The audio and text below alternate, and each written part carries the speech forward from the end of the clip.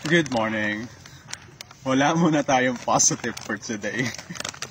Ba't ka nag-record? And I just want to challenge you kasi to also recognize the negative sides of life. Kasi baka kaka-positive natin, naging complacent na tayo or nagsisweet lemoning na tayo sa mga totoong issues ng buhay natin. Magulat tayo, nagpatong-patong na.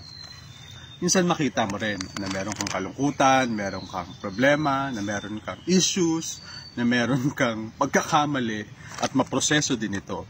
Ano kasing saysay ng ating positivity kung hindi naman din natin nakikita, na-recognize o pinoproseso yung negative sides ng buhay natin? Coexisting kasi yung dalawa.